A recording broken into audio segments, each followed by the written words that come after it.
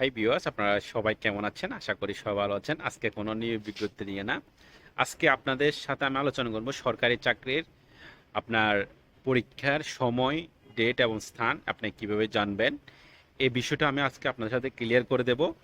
আপনারা শুরুতে ভিডিওটা একটু শেষ পর্যন্ত কন্টিনিউ করবেন এবং দেখবেন, তাহলে আপনার ওই ডাউটটা থাকবে না। পরীক্ষা কখন হবে, কোন কোন সার্কুলারের পরীক্ষা কখন হয়, এগুলো একবারে পুরো ইজিতে বলে দেবো। কেননা আমার সরকারি চাকরির নিয়োগ বিজ্ঞপ্তি ভিডিও প্রকাশ করার সাথে সাথে ওইখানে আমার পুরো ভিডিওর আমার যে সকল কমেন্ট আছে তার মধ্যে 50% কমেন্ট আছে যে ভাইয়া পরীক্ষা কখন হবে, পরীক্ষা কখন হবে, পরীক্ষা কোথায় হবে, এই দুইটা ডেট, এই দুইটা আপনার বেশি প্রশ্ন আমার এখানে আছে। তো আমি ওই দুইটার প্রশ্ন আমি এই ভিডিওর মাধ্যমে সবাইকে দিয়ে দেব। এবং যারা নতুন আছেন প্রথমবারের মতো একটা রিকোয়েস্ট থাকবে, যাদের সরকারি চাকরি নিয়ে বিজ্ঞপ্তি নিত্য নতুন প্রয়োজন, আমার এই ভিডিও আমার এই চ্যানেলে আপডেট দেওয়া হয়, আপনারা অবশ্যই চ্যানেলটা ভিজিট করে আসবেন। তো যাই হোক, আমি আসি আপনারা একবারে সোজা কথা, যেটা সরকারি চাকরির নিয়োগ বিজ্ঞপ্তির মধ্যে প্রথমে বলি আমি কোথায় হতে পারে, জেলা ভিত্তিক এবং আপনার উপজেলা ভিত্তিক এবং আবার যেগুলো আপনার ঢাকাতে হয়। দেখেন, ছোটোখাটো নিয়োগ বিজ্ঞপ্তি যেগুলো আপনার আপনার ছোটোখাটো নিয়োগ বিজ্ঞপ্তি যেগুলো মন্ত্রণালয় অধিদপ্তর পরীক্ষা হয়, এগুলো বেশিরভাগ ঢাকায় হবে। আপনার ঢাকায় হবে বেশিরভাগ মন্ত্রণালয় অধিদপ্তর পরীক্ষা, যেমন 500, 1000, এমনকি 2000, 3000 পদ থাকলো, সেগুলো কিন্তু আপনার আপনার বেশিরভাগ আপনার 99% ঢাকায় হবে পরীক্ষা। কারণ ঢাকা ওই ধরনের 2-3000 পরীক্ষা নেওয়ার মতো ওই ধরনের তাদের ক্যাপাসিটি ঢাকায় আছে। তাই মনে করি কোন কোন এগুলো হচ্ছে আপনার ঢাকায় হবে, আর কোন কোন পরীক্ষাগুলো আপনার আপনার জেলাভিত্তিক হবে, সেটা হচ্ছে আপনার জেলাভিত্তিক কিছু নিয়ে বিজ্ঞপ্তি প্রকাশ হয়। যেমন জেলা প্রশাসক কার্যালয়, মানে মূল কথা জেলা ভিত্তিক যে সকল নিয়ে বিজ্ঞপ্তি প্রকাশ হয় সেগুলো কিন্তু নিজের জেলাতে হবে, এটা 100%।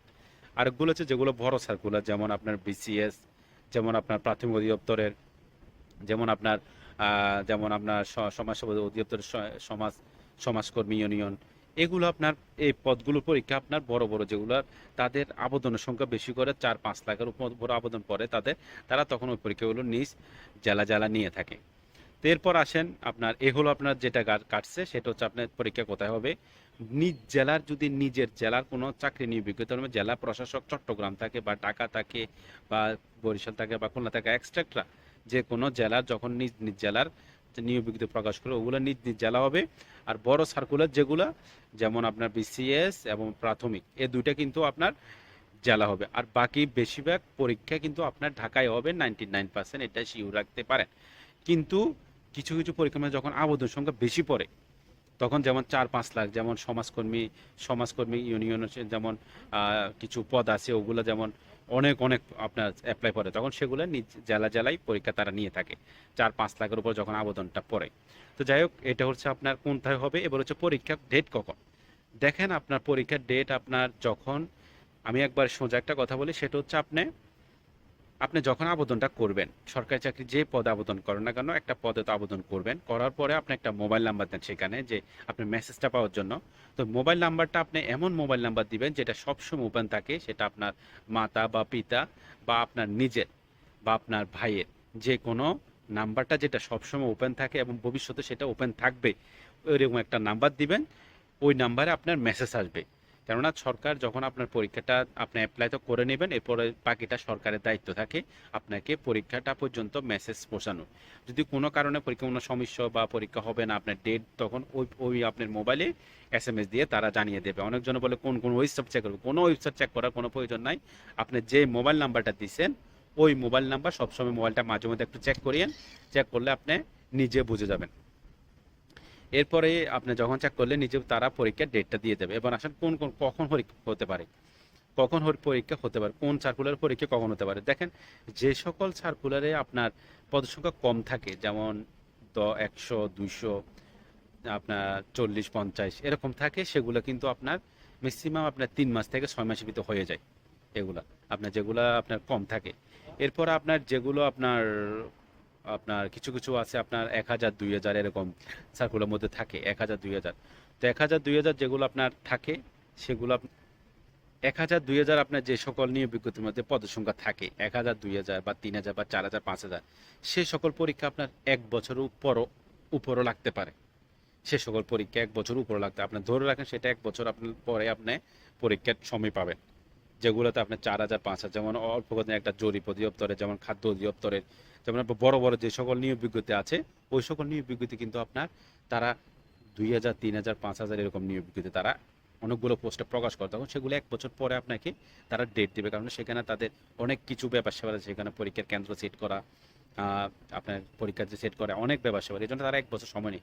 আর যে সকল আপনার অধিদপ্তর মন্ত্রণালয় আপনার 300 100 200 500 এগুলো কিন্তু আপনার 6 মাসের ভিতরে পরীক্ষার ডেট পাই যাবেন। আর সবচেয়ে বেশি আপনি যেটা সেটা রাখবেন, আপনার মোবাইলটা সবসময় সাথে থাকবে, মোবাইলটা সাথে রাখবেন, সেটার মধ্যে আমার সবসময় চেক করবেন, একটু মেসেজ আসলে সেগুলোতে আপনাকে মেসেজ দিয়ে দেবে তারা কখন পরীক্ষার ডেট হয়, এটা 100% তারা মেসেজ দিবে। আর আপনি পরীক্ষার জন্য এত একটা শেষ একটা কথা বলে, আপনি পরীক্ষার জন্য এত টেনশন করার কোনো প্রয়োজন নাই, তারা আপনাকে ডেট দিবে। মূল লক্ষ্য হচ্ছে আপনার পড়ালেখা।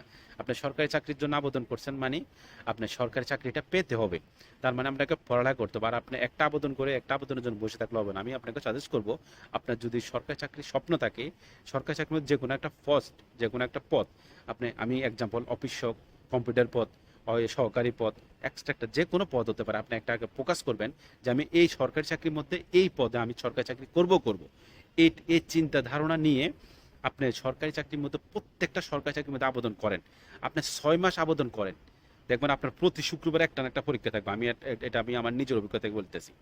প্রতি শুক্রবারে আপনি যখন প্রত্যেকটা আবেদন করবেন, আপনি সরকারি চাকরি আপনি প্রতিদিন, তৃতীয় চতুর্থ শ্রেণীর চাকরিগুলো প্রতিদিন নিত্য নতুন আসে। আমার চ্যানেলেই আজকে আমি ভিডিওটা আজকে আপনার 13 তারিখ ভিডিওটা করতেছি, তো জানি না হয়তো 14 15 16 তারিখে আমি আপডেট দেবো।